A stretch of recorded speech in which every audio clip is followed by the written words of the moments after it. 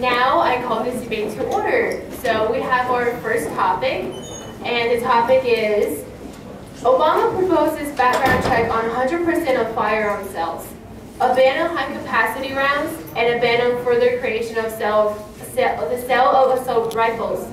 Are these attainable goals? Should they be attained? Do they do too much or not enough? And we have our pro speaker, Tim, and we have our con speaker, Rachel Mercado, and each speaker will have 6 minutes to speak. Tim?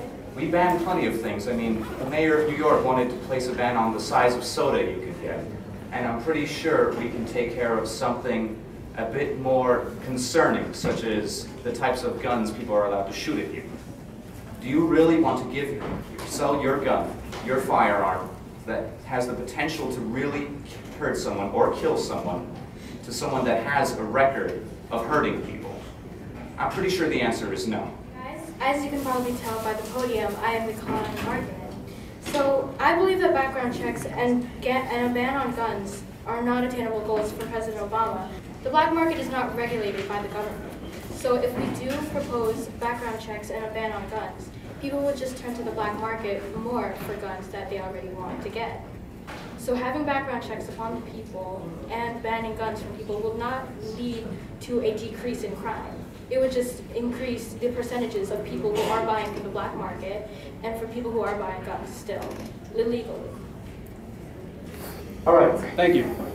So, as we just went over, a background check takes 2 minutes.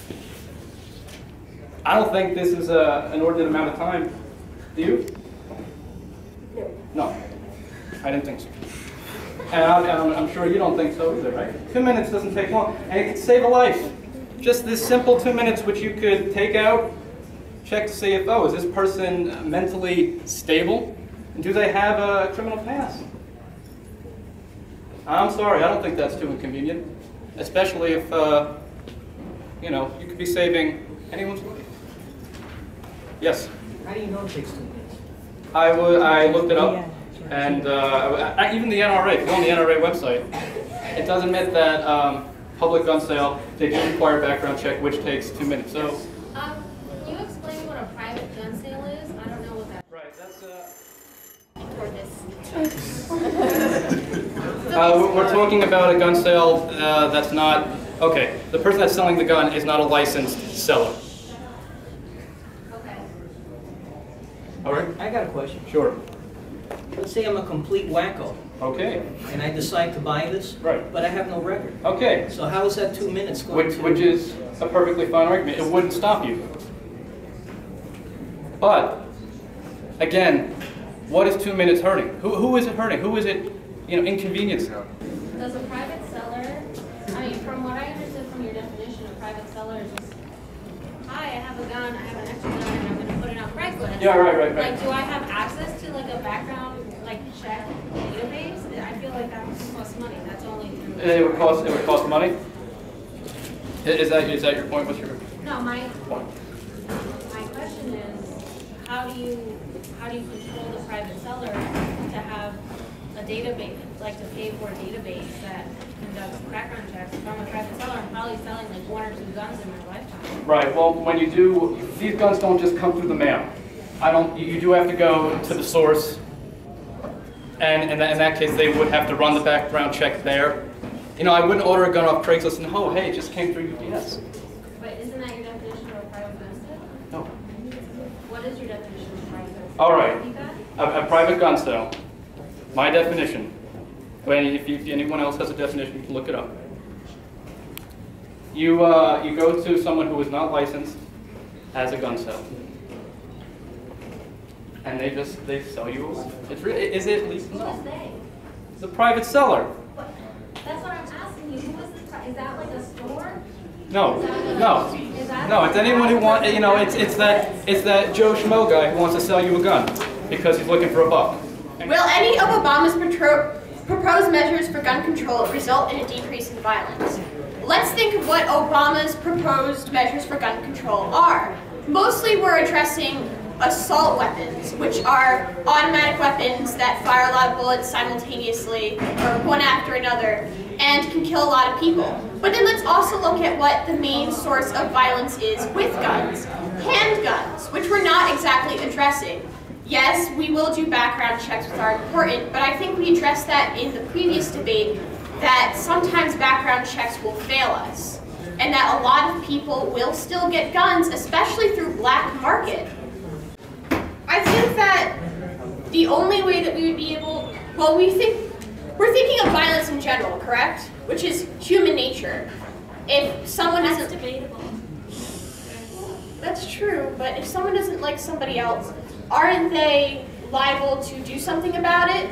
To commit violence against the other person? I think that violence is inevitable. That people will always commit violence against each other if they have the means for it or not. But what I do think is that if we do take Obama's measures for gun control, that the amount of deaths that result from this violence will decrease because guns are one of our most lethal weapons. Jill? Okay.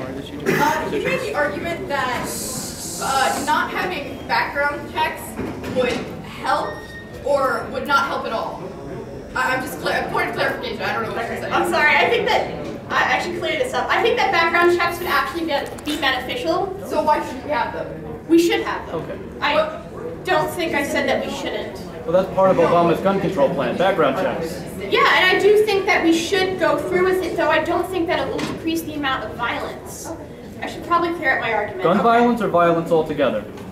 Violence altogether. I took this question generally. I said that there would not be a decrease in violence. We will always be violent towards each other. But we'll still have less lethal outcomes from violence, but violence will still go on whether or not we have lethal weapons to do it. So we should give everyone guns. You know, if everyone's going to be violent anyway, let's give everyone guns. Right? Yeah. Is that what you're saying? No, I'm saying that if we give everyone guns, obviously, all right, so hypothetically, as you did, if I had a concealed handgun, correct? And I didn't like you, instead of trying to go for your face with my fist, I could pull out a handgun and end your life right there. Do you see the difference between the extremes in this violence? I do see the difference. Do you? Yes. Okay. All right, we have Iggy.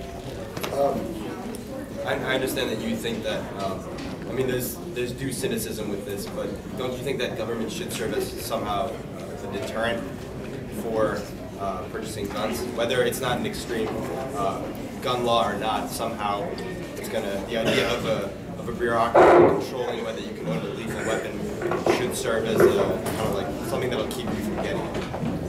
Yeah, I do think that we should try and take measures. I think that we have to kind of think about what measures we take a little bit more at this point and clear them up so that we can really understand things better. I think that there's something wrong. You are mentally ill because you're trying to get intoxicated. That doesn't make much sense to me. I didn't say you're mentally ill. I don't think you're stable enough, though, to own a firearm. So anybody who ever got drunk should not own a firearm. I'm sorry, that's going to be a really small list. All right, guys, let's move on. The only reason we have the First Amendment is because we have the Second Amendment to defend it. If we didn't have the Second Amendment, what would there be to stop the government from coming in and just saying, you know what, you're not allowed to post this on the internet, or you're not allowed to be a communist, or you're not allowed to have this idea. When you have arms to defend yourself against the government can't just come in and shoot protesters and say, you're not allowed to protest against us because we don't agree. Assault rifles may look scary, but there have only been 2 documented murders in the history of this country with an assault rifle. You plan on going to college? Yes. How many of us plan on going to college? A lot of us, right? Okay. We all plan on going to college. And we all want the government to help pay some of our tuition, don't we? Doesn't seem like the government's too bad now, does it? A lot of us have want to retire too and collect, Social Security. The government's going to help out with that too. I don't know. You might feel in danger right now that the government's going to barge in and just mow you down and brutally massacre you, but I don't. I don't think any of us else here do. So, I'm sorry, but you're lacking faith in your government.